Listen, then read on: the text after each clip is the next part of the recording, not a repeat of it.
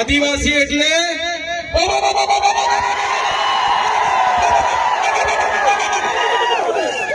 આદિવાસી છે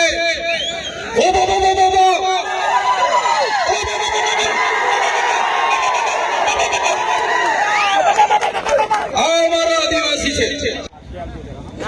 આ કાર્યક્રમમાં ઉપસ્થિત મંચસ્થ તમામ સન્માનીય આગેવાનો,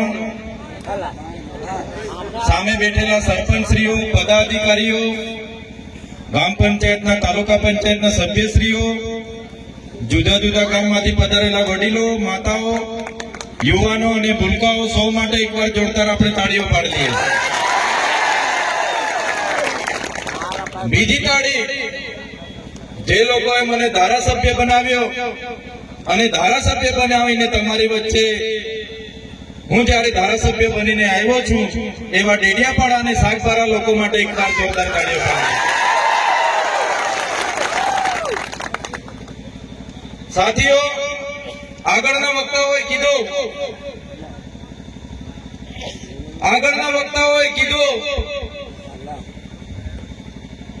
કે નર્મદા ડેમમાં આપણા આટલા બધા ગામો ગયા, ત્યાં નેર નીકળી એમાં ગામોની જમીનો ગઈ, વીજળીની હાઈ ટેન્શન લાઈનોમાં જમીનો ગઈ, અને આપણે પાણી તો જોઈ શકીએ છીએ પણ પાણી આપણે પીવાના પાણી માટે પણ ફાફા મારવા પડે છે। ત્યારે આપણા નેરસિંહ સરપંચ અને નરેન્દ્રભાઈએ કીધું કે આ લોકો જો આવનારા દિવસોમાં પણ પાણી નહીં આપશે, ત્યારે હવે આઝાદીના તો 78 વર્ષ સુધી રાહ જોઈને બેઠા, પણ આવનારા દિવસોમાં પાણી નહીં આપે ત્યારે હવે કોઈ ધારણા કે આંદોલન કે આવેદન નિવેદન પત્ર આપણે કરવાનું થતું નથી। હવે નર્મદા નદી, નર્મદા ડેમ જ્યારે પણ એલાન અમારે કરવાનું થશે અમે એલાન કરીશું, તમે બધા આવી જજો, આપણે નર્મદાની મુખ્ય કેનાલ જ બંધ કરાવી દઈશું। પાણી બંધ, તમે 500 કિલોમીટર કચ્છમાં લઈ જાઓ છો, તમે 1000 કિલોમીટર ને પણ 5000 કિલોમીટર કાશ્મીર લઈ જાઓ,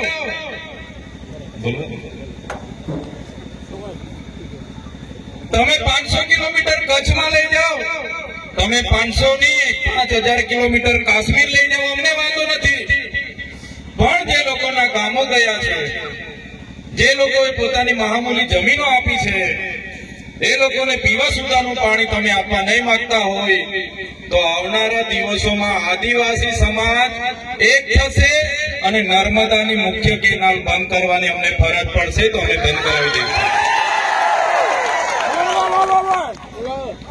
ઘણાને થતું હશે કે આદિવાસીઓ કોણ છે,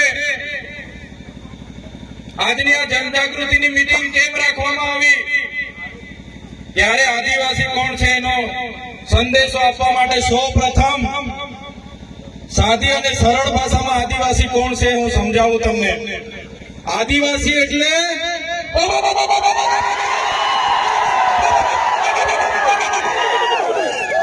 આદિવાસી છે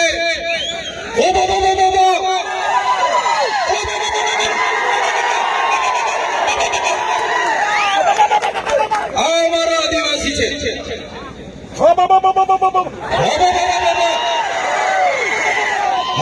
એટલે આપણા દેશમાં આપણું રાજ, આપણા ગામમાં આપણું રાજ। આ ઉભો આદિવાસી સિવાય કોઈની તાકાત નથી કે ઉભો કરી શકે, આદિવાસી જ કરી શકે, આદિવાસી જ કરી શકે। ગમે એવો ખમીરમંતી હોય, ગમે એવો અબજોપતિ હોય કે કરોડોપતિ હોય, ગમે તેવો હોય, કોઈના બાપની તાકાત નથી કે ઉભો અહીંયા કરી શકે। આ વિસ્તારમાં જો કોઈ ઉભો કરી શકે તો અમારો આદિવાસી કરી શકે છે, એનો પાવર છે। આપણા ગામમાં આપણું રાજ, આદિવાસી એનો માલિક છે, મૂળ માલિક છે। હું ચૈતર વસાવા નથી કહેતો, આદિવાસીઓનો ઇતિહાસ કહે છે, દેશની સુપ્રીમ કોર્ટ કહે છે, દેશનું બંધારણ કહે છે, યુનો કહે છે કે આ દુનિયામાં સૌથી પહેલા જો કોઈ આવ્યું હોય તો એ આદિવાસી છે। મૂળ માલિક આ દેશનો આદિવાસી છે, સુપ્રીમ કોર્ટ કહે છે। ત્યારે આજે આદિવાસીઓને આ સરકારોએ મજદૂર બનાવી દીધા છે।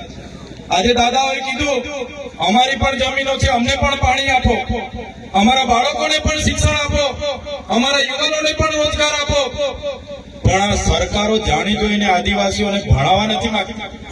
અહીંથી પાણી લઈ જાય છે પણ પાણી આપવા નથી માંગતી.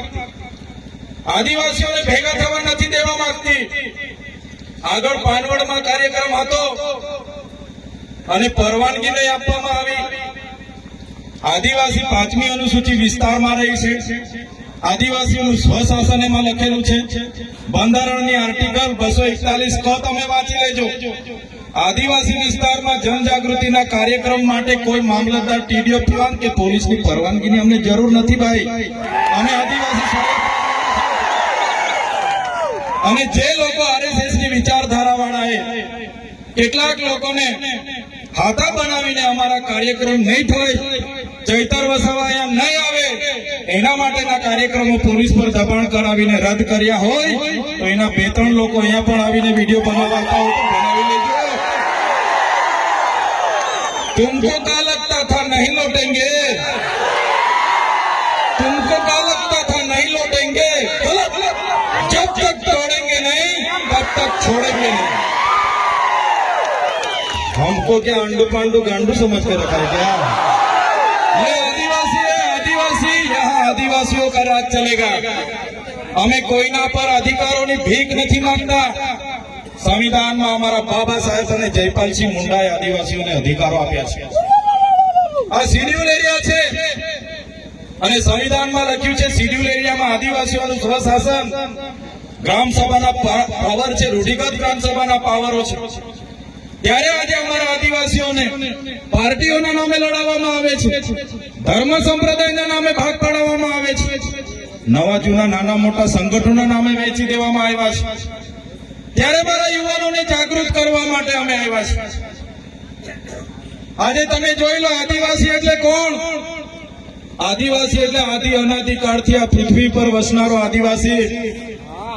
આદિવાસીઓનો ઇતિહાસ તમે વાંચી લેજો. મોહનજોદડો હડપ્પાની સંસ્કૃતિનો ઇતિહાસ વાંચી લેજો. સિંધુ ખીણની સંસ્કૃતિનો ઇતિહાસ તમે વાંચી લેજો. 9 થી 10,000 વર્ષ પહેલાની એ સંસ્કૃતિ, સભ્યતા એ આપણા આદિવાસી પૂર્વજોની સંસ્કૃતિ હતી. તમે રામાયણ ઉઠાવીને વાંચશો, રામાયણમાં સબરી બિલનો ઉલ્લેખ આવે છે, હનુમાનજીનો ઉલ્લેખ આવે છે, નિષાદ રાજાનો ઉલ્લેખ આવે છે. એ આપણા પૂર્વજો હતા, એ આપણા આદિવાસીઓ હતા. મહાભારત ઉઠાવીને વાંચી જોજો.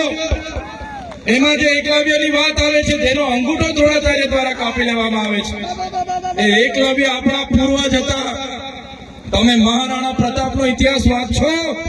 જ્યારે અકબરે મહારાણા પ્રતાપના ચિત્તોડગઢ પર કિલ્લાનો ઘેરાવો કરીને બેઠા હતા, ખુદ મહારાણા પ્રતાપના પોતાના ભાઈ એમની સાથે નહોતા, ત્યારે પૂંજા બિલથી સેના લઈને એમની સાથે ઉભા હતા. એ આપણા આદિવાસી હતા અને આપણા બધાના પૂર્વજો હતા. તમે શિવાજી મહારાજનો ઇતિહાસ વાંચી લેજો. જ્યારે તે મુગલોના આક્રમણો થયા, શિવાજી મહારાજ સામે ધનુષધારી જે દુદાબિલની સેના હતી, તે આપણા પૂર્વજોની સેના હતી. સાથીઓ, તમે માનગઢનું યુદ્ધનો ઇતિહાસ વાંચી લેજો. ગુરુ ગોવિંદસિંહની આગેવાનીમાં સ્વાયત્ત રાજની સમસભા મળી. 1507 લોકોને ત્યાં અંગ્રેજોએ ગોળીબારમાં મારી નાખ્યા. 900 લોકો ત્યાં ઘાયલ થયા. ગુરુ ગોવિંદજીને આજીવન કારાવાસની સજા આપી. એ વખતની લડાઈ જો કોઈ લડતા હોય અંગ્રેજો સામે તો એ આપણા પૂર્વજો હતા. દેશમાં 1857ના વિપ્લવને સૌથી પહેલાની લડાઈની વાત કરવામાં આવે છે. મંગલ પાંડેને સૌથી પહેલા શહીદોની વાત કરવામાં આવે છે. પણ તમે સંભાલ યુદ્ધ, જે વખતે પૂરા વિશ્વ પર અંગ્રેજોનું, અડધા વિશ્વ પર રાજ હતું, જ્યારે જે સંભાલની ક્રાંતિ થયેલી, એ ક્રાંતિ આપણા આદિવાસી પૂર્વજોએ કરી હતી.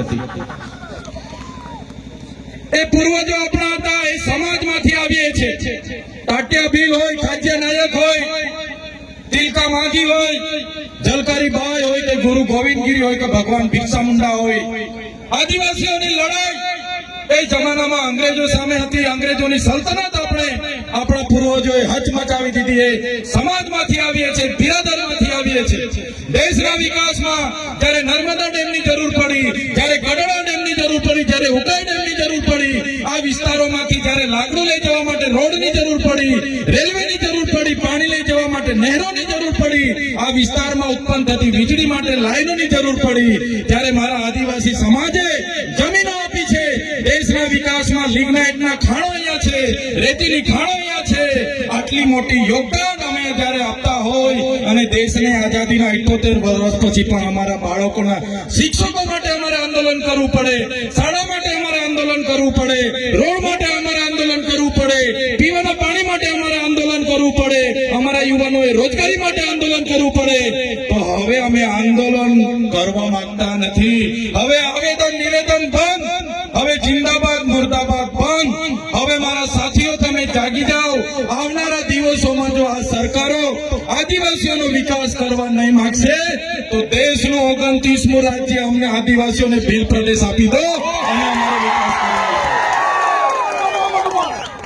દેશનું 29મું રાજ્ય અમને આપી દો. એની રાજધાની અમે કેવડિયા બનાવીશું, જે અમારો ભૂતકાળનો ભીલ પ્રદેશ હતો, જેને આઝાદી બાદ મહારાષ્ટ્ર, રાજસ્થાન, મધ્યપ્રદેશ અને ગુજરાતમાં વેચી દેવામાં આવ્યો છે. આજે પણ અમારો મધ્યપ્રદેશ સાથે નાતો છે, આજે પણ અમારો મહારાષ્ટ્ર સાથે નાતો છે, આજે પણ અમારો રાજસ્થાન સાથે નાતો છે. આજે અમારી પૂજા વિધિ, અમારી પરંપરા, અમારો પહેરવેશ, અમારી બોલી, અમારી ભાષા આજે પણ અમારી એકબીજાની સરખી છે. આજે પણ અમે બોર્ડર લેસ થઈને એ લોકો સાથે રોટી બેટીઓનો વ્યવહાર કરીએ છીએ. એટલે જો સરકારો આવનારા ભવિષ્યમાં, આજે નહીં તો આવનારા વર્ષોમાં જો આદિવાસીઓનો વિકાસ નહીં કરશે તો અમે અલગ ભીલ પ્રદેશ રાજ્ય બનાવીને રહીશું. કોઈના બાપની તાકાત નથી કે ભીલ પ્રદેશ રાજ્ય બનાવતા. સંવિધાનમાં આર્ટિકલ 3 જોગવાઈ છે, સંસદ અને રાષ્ટ્રપતિ ધારે તો અલગ ભાષા આધારિત, જાતિ આધારિત રાજ્ય બનાવી શકે છે. અમેરિકા જેવા અમેરિકામાં